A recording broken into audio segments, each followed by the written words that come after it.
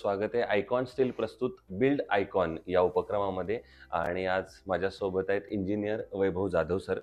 मागच्या 4 वर्षांपासून त्यांनी या क्षेत्रात काम करायला सुरुवात केली आहे. स्वतः आधी इंजिनिअरिंग कंप्लीट केल्यानंतर नोकरीचा किंवा सर्व्हिसचा अनुभव असावा म्हणूनही त्यांनी आधी काही काम केलं आणि त्यानंतर स्वतःचं एक वेगळं नाव कमवण्यासाठी, नाव पुढं नेण्यासाठी त्यांनी स्वतःची पण एक कन्सल्टन्सी फर्म उघडली आणि त्यातून आता अनेक रेसिडेन्शियल प्रोजेक्ट्स इथे निर्मिती करतायत.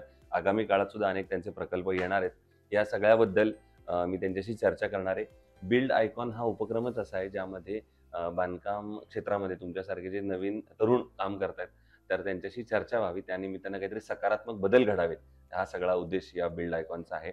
तर मला सगळ्यात पहिला प्रश्न विचारायचा आहे ते म्हणजे तुमचं शालेय जीवन, तुम्ही कुठून इंजिनिअरिंग कंप्लीट केलं आणि सगळ्यात महत्त्वाचं म्हणजे इंजिनिअरिंग करण्यामागं प्रेरणा कुणाची होती, किंवा आयडिया काय होती किंवा कुठून असं वाटलं की आपण या इंजिनिअरिंग या फील्डमध्ये यावं?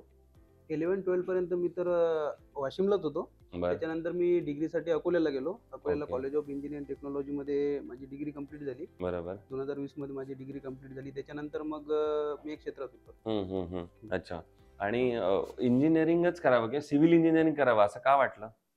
म्हणजे प्रेरणा त्याच्या मागची अशी होती, मित्र म्हणाले, घरातून काही असं होतं किंवा कुणाचं तरी काम बघितलेलं, पूर्वी नाव बघितलेलं असं काही? काम बघितलेलं.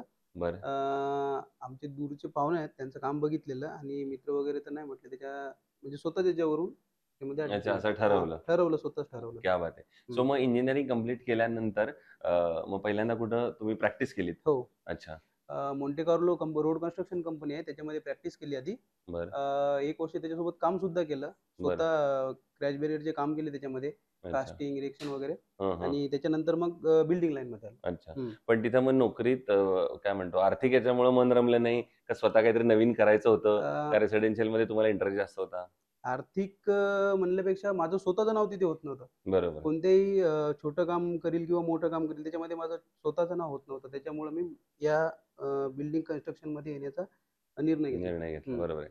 आता तुम्ही 4 वर्ष या क्षेत्रामध्ये काम करताय. सुरुवात नवीन आता हो. केली जेव्हा, तर तेव्हा अनेकदा आव्हानांना सामोरं जावं लागतं. हो. बऱ्याचदा असं असतं की पहिल्यांदा नवीन कोणी काम देत नाही, कारण हं. तुम्हाला अनुभव नसतो हो. आणि अनुभव नाही म्हणून काम नाही, असं एक काहीतरी फेज असते किंवा आपण शिकून आल्यानंतर बऱ्याचदा कुठेतरी अडकायला होतं, अडचण येते.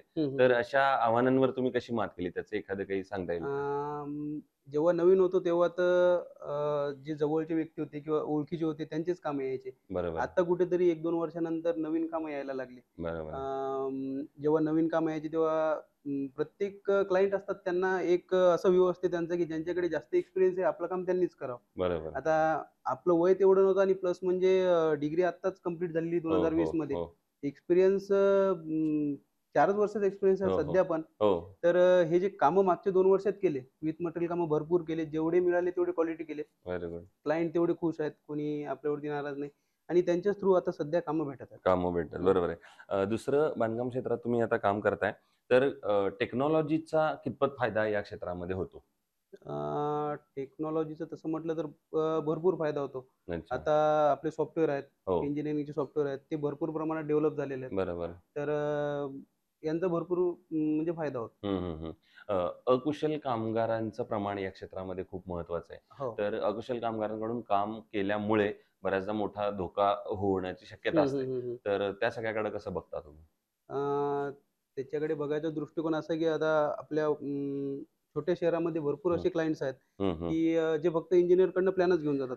बरोबर. बाकीचं पूर्ण ठेकेदार असो, सगळं. की एक कामगार असो, त्यांच्या जवळचं कोणीतरी असो, त्यांच्यानुसार कामं करतात. बरोबर. तर अशा सर्व क्लायंटसाठी एक असं सजेशन असते, की तुम्ही आमच्या सुपरव्हिजनमध्येच काम करा पूर्ण. अच्छा. हां. टेक्निकल पर्सनच्या सुपरव्हिजनमध्ये. बरोबर. हां. दुसरं कुठलंही केलेलं कन्स्ट्रक्शन दीर्घकाळ टिकावं किंवा टिकाऊ व्हावं, हं, हं. यासाठी प्लॅनिंग किती महत्त्वाचं आहे? किंवा प्लॅन आराखडा आपण म्हणतो तो, अ, हे कितपत महत्त्वाचं आहे? अ, त्याला तर आपली फील्ड त्याच्यासाठीच आहे, हो, हो, हो. की दीर्घकाळ कोणतीही गोष्टी किंवा एखादं स्ट्रक्चर असो बरोबर. किंवा कोणती एखादी गोष्ट असो, ती दीर्घकाळ टिकावी किंवा समोरच्या व्ह्यूनं, समोरच्या नजरियाने त्या कामाला आपण आज प्लॅन द्यावा, याच्यासाठीच प्लॅन महत्त्वाचा आहे. बरोबर, हं. बरोबर. दुसरं तुम्ही आता रेसिडेन्शियलमध्ये कामाला हं. सुरुवात केलेली आहे. तर तुम्हाला आता बऱ्याचदा अनुभव आला असेल, क्लायंटकडनं एक वाक्य नेहमी असतं, की थोडं बजेटमध्ये करा. हं, हं, ते हं. थोडं बजेट कमी आहे. हं, हं, हं. तर या budget housing, affordable housing, low cost हाउसिंगमध्ये तुम्ही कसं ते मॅनेज करता काम?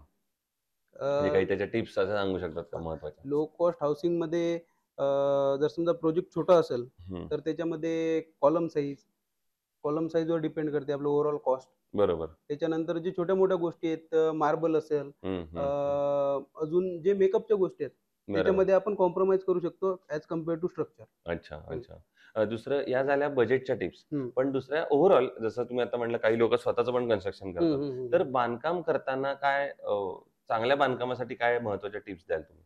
जर एखादं चांगलं कन्स्ट्रक्शन करायचंय तर हे महत्त्वाचं फॉलो केलं पाहिजे. चांगल्या कन्स्ट्रक्शनसाठी सर्वात महत्त्वाचं टेक्निकल पर्सनचं सुपरव्हिजन. हं, हं. सेकंड म्हणजे एक स्वतःचं पण सुपरव्हिजन. बरोबर, प्रत्येक क्लायंटचं स्वतःचं सुपरव्हिजन. बरोबर.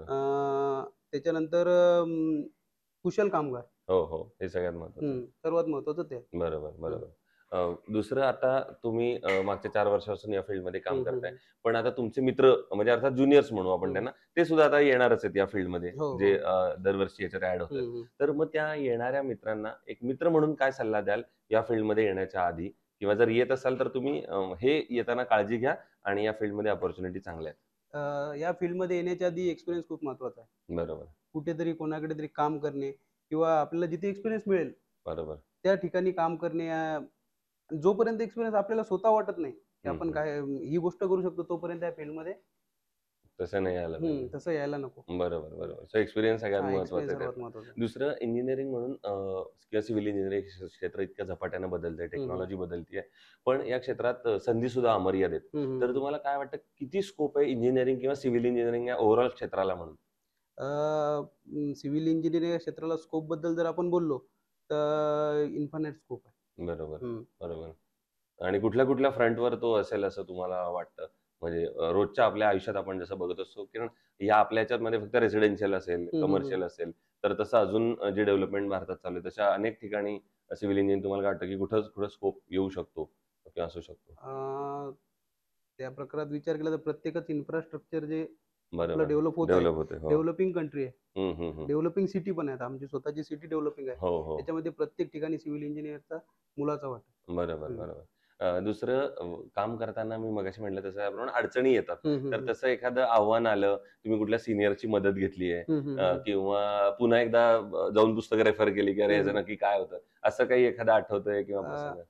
आव्हान तर प्रत्येकच कामं प्रत्येक नवीन प्रोजेक्टच्या वेळेस नवीन आव्हान असतं बरोबर, आणि प्रत्येक ठिकाणी सीनियरची मदत घ्यावीच लागते. बरोबर. हां, ते वाशिमचे असो, मग आमच्या कॉलेजचे असो. अच्छा. वाशिमचे भरपूर म्हणजे आमचे हे आहेत, ज्यांचं स्वतःचं ऑफिस आहे, ते पण आम्हाला भरपूर प्रमाणात मदत करतात. मदत करतात. हं. दुसरं सळई निवडताना म्हणजे सळई हा तर अर्थात बांधकामातला हं, हं, महत्त्वाचा हं. पार्ट आहे. पण सळई निवडताना तुम्ही काय त्यातले पॅरामीटर्स बघता किंवा काय चेकलिस्ट असली पाहिजे, की ही चांगली सळई आणि ही कन्स्ट्रक्शनसाठी वापरू शकतो? त्याच्यामधला जो बॅच रिपोर्ट येतो, बरं. प्रत्येक बॅचचा रिपोर्ट असतो. त्याच्यामध्ये डक्टिलिटी झालं. हो. त्याच्यामध्ये आपण अजून कंटेंट आले, बरोबर. जे की असतात. हं, हं, ते हं. सर्व बघितलं. अच्छा, हं. ठीक आहे. यानंतर आयकॉन स्टील तुम्ही याच्या कुठल्या आधीच्या प्रोजेक्ट्समध्ये वापरलं होतं का? हो, कधी? वापरलेलं आहे. अच्छा. तर तुमचा आयकॉन स्टील बरोबरचा अनुभव कसा आहे? म्हणजे त्यांचं प्रॉडक्ट असेल, त्यांची सर्व्हिस असेल, डिलिव्हरी असेल, कॉस्ट असेल, अशा हं, अनेक हं, हं. फ्रंटवर काय सांगता येईल आयकॉन स्टीलबद्दल? आमच्या वाशिमसारख्या ठिकाणी तर आम्हाला जे म्हणजे तुमचे इंजिनिअर्स असतात, हो. त्यांची भरपूर साथ लाभते प्रत्येक ठिकाणी आणि जे ऑन साईट असतं, तिथे पण बरोबर. त्यांच्या व्हिजिट्स असतात. अ, अच्छा. आम्हाला जे लागतं तुमच्याकडून ते आम्हाला भरपूर हे सगळं प्रमाणात मिळतं. मिळतं. त्यामध्ये. सो हे होते इंजिनिअर वैभव जाधव. मी मगाशी म्हटलं त्याप्रमाणे अवघ्या 4 वर्षांचा त्यांचा अनुभव आहे. मात्र काम करण्याची जिद्द, प्रामाणिकपणा, कष्ट, मेहनत आणि सगळ्यात महत्त्वाचं त्यांनी सांगितलं तो म्हणजे अनुभव. नवीन येणाऱ्या पिढीनं पण हे लक्षात ठेवलं पाहिजे, की आपण कुठेतरी आधी काम करा, या फील्डमध्ये या, याच्यात अमर्याद संधी आहेत. त्यांना स्वतःला 4 वर्षाचा अनुभव असला तरीसुद्धा ते असं म्हणतात, की यात जेवढा तुम्ही प्रत्येक प्रोजेक्ट कराल, तो प्रत्येक हं. प्रोजेक्ट नवीन आहे. तर आगामी काळात असेच उत्तमोत्तम प्रोजेक्ट्स तुमच्या हातून घडावेत. त्याबद्दल माझ्याकडून आणि आयकॉन स्टील या दोघांकडून तुम्हाला मनःपूर्वक शुभेच्छा आणि तुम्ही आल्याबद्दल धन्यवाद.